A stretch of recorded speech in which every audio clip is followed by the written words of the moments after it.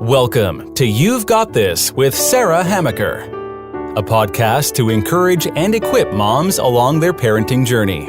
Join Sarah each week as she interviews dads and moms like you and discusses the joys, challenges, and rewards of raising kids.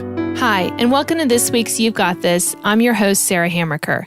Have you ever thought about parenting as having seasons? And I'm not talking about spring, summer, fall, winter. Those are all lovely seasons. And being a native Virginian and still living in Virginia, I love the seasons.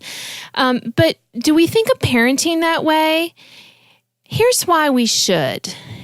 Just like spring becomes summer, and you wear different clothes in the spring than you do in the summer. You do different activities in the spring than you do in the summer. And sometimes you have to really kind of adjust how you react to summer, right? I mean, you can't react to summer the same way you react to winter. I mean, you're not going to go around in the snow in a bathing suit or vice versa, wearing a parka at the beach. That's usually not how we react. But we often forget that parenting has its own seasons. And when we don't pay attention to those seasons, we often find ourselves frustrated, more upset, and wondering why on earth we're not making those strong connections with our kids. So there are 4 distinct seasons to parenting. And I'm going to go through them in this podcast so you can kind of know what they are, and you can make the adjustments of where you are. Now, when you have multiple kids, I have 4 children, sometimes you're in season 1 with one child and you're in season 3 with another child. That's okay. We're adults. We are able to make those distinctions. You do not handle a toddler like you do a 10-year-old. You shouldn't. And when you listen to this podcast about seasons, you'll find out why. So you may find yourself in different seasons with different kids, but once you kind of understand the rhythm of the seasons, you will see the wisdom in that, and you will see how when you kind of follow those seasons with your kids and you make those adjustments as a parent with your kids in these different seasons, it will be much easier on you as a parent and help you to keep that strong connection with your kids. So season 1 is the season of service. That's birth to 2 years. This is where the mother is the primary servant and the father is kind of like the parenting aide, right? The mom is the primary servant mostly because we're the ones who generally give birth. All mothers give birth, but sometimes if you adopt, then, you don't have that part of it. But we generally give birth to the child. Sometimes we nurse the child. Sometimes we're the ones who usually get up in the middle of the night with the kid. We are usually the one who does a lot of the hands-on with the child. Now, the father can do this. I'm not saying the father can. And some of you single dads out there, you've done a fabulous job. And in that case, you're the primary servant. But whichever parent is, and like I say, for the sake of this podcast, we're going to say it's the mom. She's the primary servant here. You got to serve the kid because a baby can't change its own diaper. A baby can't get dressed. A baby doesn't know that he really doesn't want ice cream for breakfast, a toddler. We have to serve this child. And the purpose of us being the primary serving this child is that we need to root that child securely in the world and in our love. We need to provide for our child's fundamental biological needs, and we also need to keep the child alive, right? We need to make sure the child's not hurting himself because the kid doesn't have a clue. So this is why during birth to 2 years, we are serving the child. Now, between season 1, the season of service, and season 2, the seasons of leadership and authority, or the decade of discipline, which is ages 3 to 13, there's a critical transition that needs to be made. This critical transition can take up to a year. It happens between the child's second and third birthdays. This is generally marked by what people have referred to as the terrible twos.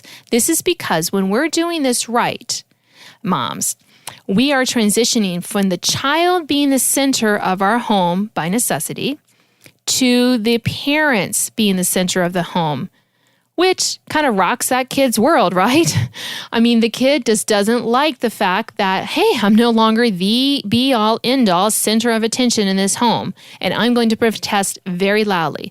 It also is the kid is trying to do things on his own, learning new things, but when we make this transition, when we start to make the child do what a child needs to do, make the child realize that they are not the center of our world, then the child protests. But this is critical because we need to move that child away from the center of the home so that we can start to make that child our disciple. That's what I mean by season 2, the decade of discipline, or the seasons of leadership and authority. We want to help disciple the child. I'm not talking about discipline as in a lot of consequences. I'm talking about discipline as in making a child a disciple. This is when we help the child become loyal to our family, to give. This is where we share our family values. This is where we help the child see where they fit into our family and what our family is all about. It's also the time when the child becomes part of the family and not the center again. We also show them our family government, that mom and dad are in charge and that they are along for the ride. Not that they have no say in things. That's not what I'm saying, but there is clearly leadership in charge. We also do a lot of training in this. This is the training part of it as well. This is where we remind the child that no, they can't throw all their food on the floor and then expect to eat dinner, that we do expect them to eat broccoli, that they are supposed to be getting dressed by themselves, that they are starting to contribute chores, perform chores to benefit the family and themselves. This is where we remind them, sometimes gently, sometimes firmly, of the manners and the way in which we interact with the world. This is where we train them. This is a training. This is what the discipleship is coming into play. Now, often, because the child has a will of his own and is not a dog and therefore easily trained, there's going to be friction. You're going to get pushback. You're going to get times when the kid's like, I ain't going to do that. And that's where the consequences comes in.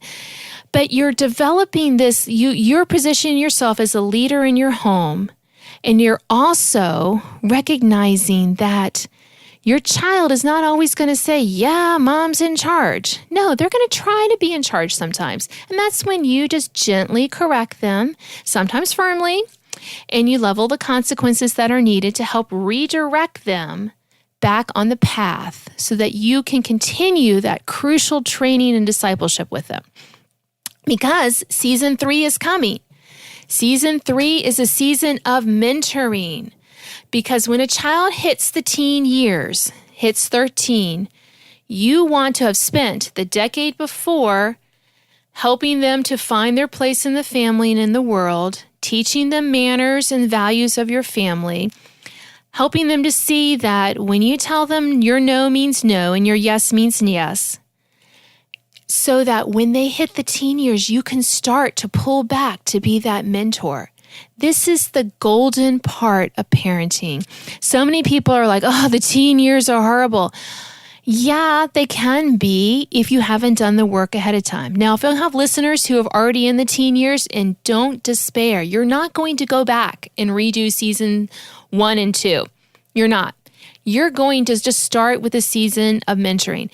And mentoring or coaching, we're moving into be our child's coach. This means that we're not making all the decisions for our children. This means that we're letting them fail and flounder. Yes, and I'm talking about middle school and high school.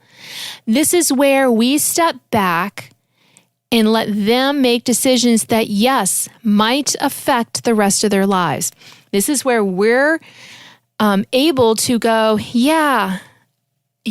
maybe you shouldn't take that class, but we offer our advice, but we let them go ahead and do that activity, do that class, skip that test. We let them do that, not because we don't care, but because they need to start finding out how to live with the consequences of their decisions in a safe home environment. So we're there to come alongside them, to coach them through their failures, to rejoice with them through their successes. And we can't do that if we're micromanaging them, if we're snowplowing them, if we're helicoptering them. We can't do that if we're continuing to treat them like they're 9 when they're 16. We just simply can't. And no, they are not going to ruin their lives. They may not take the path that we wish that they would take. But that does not mean that they are ruined forever.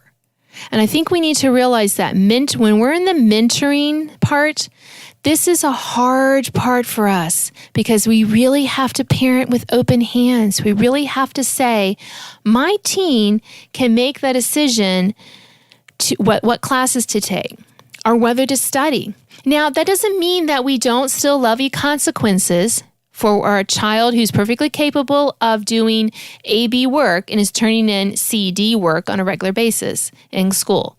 That doesn't mean that we don't point out with proper discipline and consequences, give the outside motivation to change.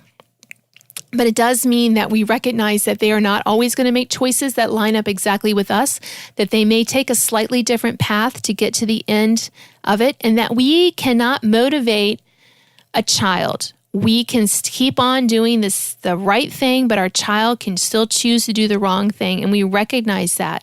Sure, we pray for them. Sure, we encourage them, but we also recognize that during the season of mentoring or coaching, we have a responsibility to keep doing the right thing even when our kid does the wrong thing, because the season 4 is coming.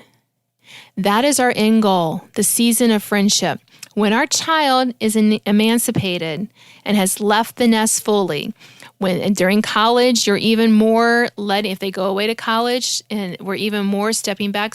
And when they graduate from college, we are moving into the season of friendship. And I tell you, I am looking forward to that with my kids. I am not my children's friends now.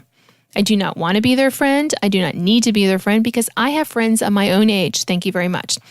But I am looking forward to that sweet time when I will be sisters in Christ with my kids. And I will be having a more of a peer-to-peer kind of relationship with them. I treasure that with my own mom. And in the transition can be a little rocky because you can still want to be, the mom, and I will always be their mom in the situations where you just need to be the listening older friend. But that's our goal, is to move into that season 4, season of friendship.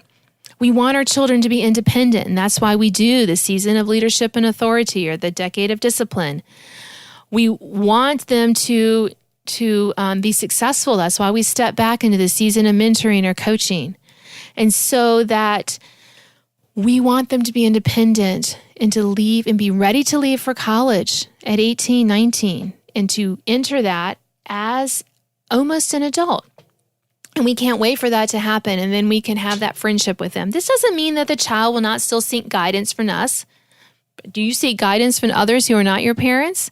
Sure we do. We seek guidance from people all the time. Peers, other trusted adults, our parents still. That will continue to do that, but it's going to be in a different place, as a sweet friendship place, and I can't wait for that to happen. So just to recap really quick, there's 4 seasons. Season 1, the season of service, where you're serving your kid. You transition from that between 2 to 3 to the season of leadership and authority, or the decade of discipline, where you make disciples of your kids.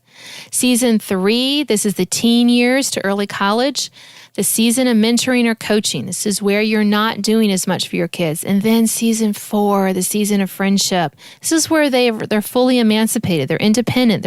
They're living on their own in some capacity. And this is where it really gets great. So I hope that no matter where you are in your parenting journey with your kids, I hope that you will take a care to think about, what season am I in, and look forward to the final season where your kids are going to spend more time in the season of friendship than anything else. So don't be friends with your kids before then. Do the hard work that's required and keep doing the right thing. and then you'll be able to enjoy the season of friendship. I hope you've enjoyed this week's You've Got This. I'm your host, Sarah Hammaker, and I hope you join me next week. Thanks for listening to this week's podcast of You've Got This with Sarah Hammaker. Sign up to receive notification of new podcasts and listen to previous editions at sarahhammaker.com. Until next time, remember, parenting might be hard sometimes, but don't worry, you've got this.